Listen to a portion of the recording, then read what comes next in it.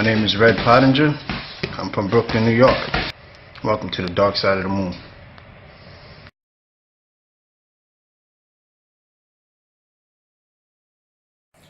I got into martial arts since I was literally born. You know, before I even spoke my first words, I was actually out there doing my thing.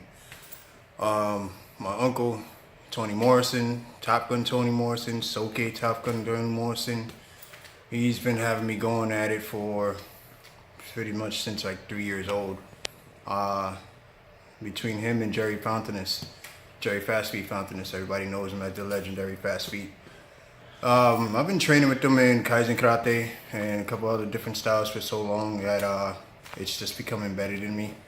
I sort of deviated away from it, tried to do a few other things, and as you can see, 30 years later, I'm back here. So it never really leaves. Growing up, it was pretty fun, and then also at the same time a little stressful.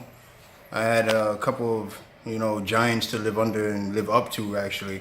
Growing up under my uncle, he's pretty much a big thing in the martial arts world. If you look him up, you'll definitely find out exactly who he was. So living in those shoes, those shadows, is pretty intense. Then you also have Fountainist, my other uncle. That's another huge thing to live up to. And then I had a couple of other, partners and counterparts and all that stuff that I had to really compete against and then also live up to. So it was very challenging, and that gave me that never quit attitude. Winners never quit, quitters never win. I choose to be a winner. And that's how we do it, like just kept pushing. Like I said, I sort of deviated as well, went into getting into all sorts of little bullshit troubles and stuff like that. The natural teenager stuff, fighting and finding your identity and stuff. And then after a while, I just sort of got tired of it, and I started looking for other outputs and outlets and stuff. And I ended up doing paramedic search and rescue and stuff like that, which was pretty fun. I learned the human body and stuff like that. And I ended up going back to a boxing gym. I met up with a dude named Hyper, and he was actually related to Zab Judah. And I linked up with Zab Judah's father, Yoel Judah. Shoutouts to the GOAT.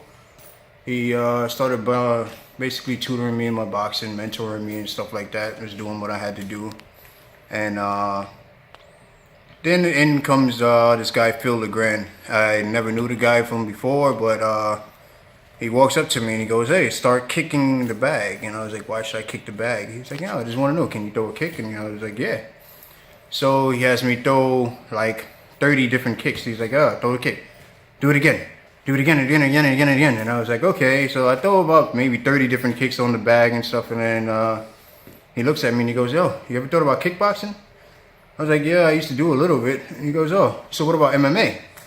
And I was like, "Yeah, I actually wanted to do that." And he was like, "All right, great." So, he jump-started me into my MMA career, and I actually, took it to the top. As this funny thing is, that's the name of his promotion, Take It to the Top. And I started off with 3 fights over there. I lost my first fight, actually, and then I won the 3 after that. And I lost the first fight because I was new to the whole wrestling and grappling thing. And I figured if I was on the ground and the guy wasn't doing anything to me, it wasn't anything. So he kept me down there, and I was just like, all right, I'll just rest down here. But little did I know you lose to being on your back. So, but the funny part of the story is that guy had a hematosis like the dude from Hellraiser. So it was a little fun. It was a little thing. It was bloody, but I loved it.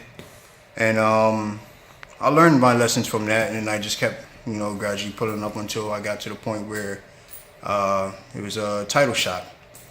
And I won that within 13 seconds. Salute to my coach, Coach Lewis Lashley. And I got to give it to the dude Hyper as well. He did help out. I ended up linking up with Tom Kilkenny. Shout outs to Tom. He got me onto my first platform where I was actually out there on television and doing my thing. And I got to give shout outs to Kai Evers. His funny thing is, me and this guy actually used to, do like tumbles, rolls, and stuff like that, and everything like that. Tricking, what we used to call it. Now they call it parkour. Didn't really notice him until after, Anastasia fought with Destiny, and we became cool from there. So now he's actually one of my coaches and doing our thing. And I won 2 fights under him so far. And shout outs to the GOAT, Floyd Mayweather, for letting me train in his gym and stuff like that. Both senior and junior. And my boxing coach out there, Otis Pimpleton. And also for David Flat Sparks for bringing me out there to get me going with it. And to the rest of the teammates out there, to Beatty for beating my ass, letting me know I could take an ass whooping. Also the dudes at Syndicate MMA. 10th Planet, can't forget you guys. Sorry, Coach Casey, Coach DeJohn. One of my boys, Jay Mendes, had hit me up and was telling me that they needed a replacement in their grappling tournament. Now, mind you, like I told you guys already, I didn't know shit about grappling, so I was just like, all right, whatever, let me just see where I can go from here and see where I was at with it. I basically prepared myself to get my ass whooped. But I ended up going up against some cocky dude, I don't know, from, I think it's Connecticut. I'm just going to take a guess. And the way he was going on just like gave me that little, I was like, all right, you know what, I'm just going to go in there, I'm just going to try to slam this guy around, whoop him out a little bit, and do my best. And we got in there, and lo and behold, the guy just tries to go off the rip and catch me with a, fucking flying armbar. And I realized that because I got caught with it before. I won't say by who, but then I'm going to say, Nick, I'm going to kick your ass. But, yeah, the dude tried to catch me in a flying armbar. I ended up slamming him on the floor, and then I caught him in a mount, and it went to sudden death. And I didn't know exactly how it was being scored or anything like that, but apparently because I kept taking him down, I was getting more points.